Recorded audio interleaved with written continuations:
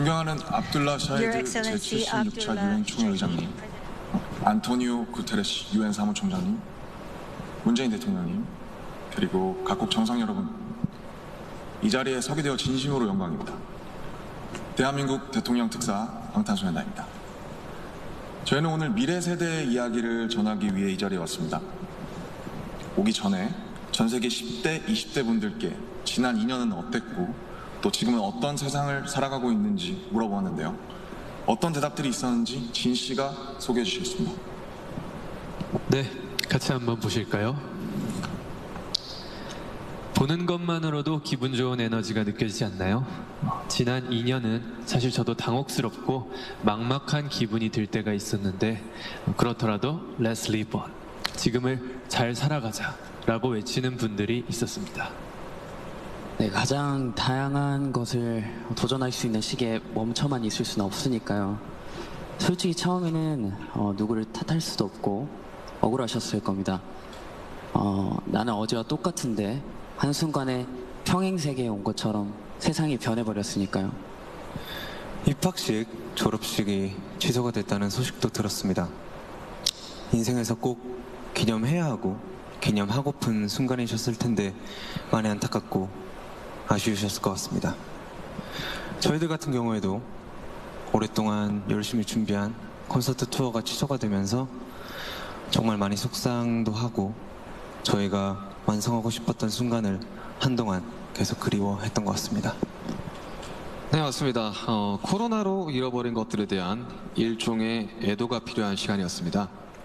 네, 그동안 당연하다고 여겼던 순간순간의 소중함을 다시 한번 깨닫는 시간이었습니다. 방금 이제 슈가 씨께서 당연하게 여겼던 소중한 것들에 대해서 얘기해 주셨는데요.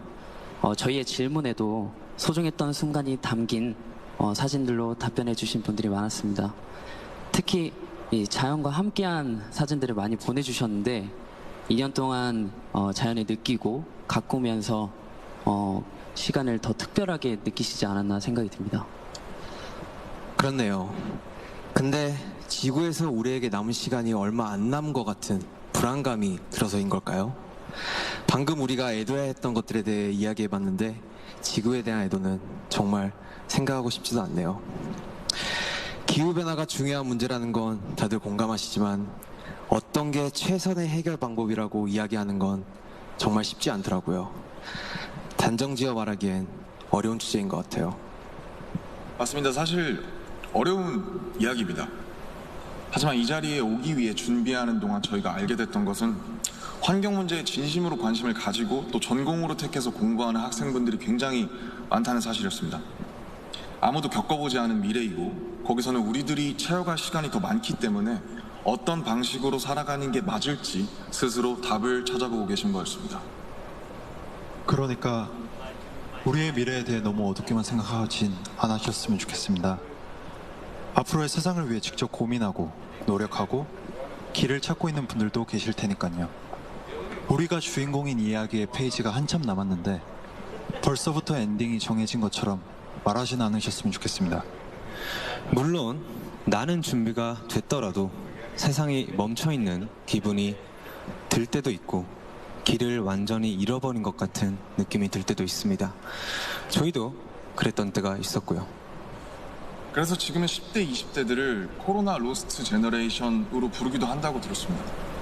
가장 다양한 기회와 시도가 필요한 시기에 길을 잃게 되었다는 의미에서요.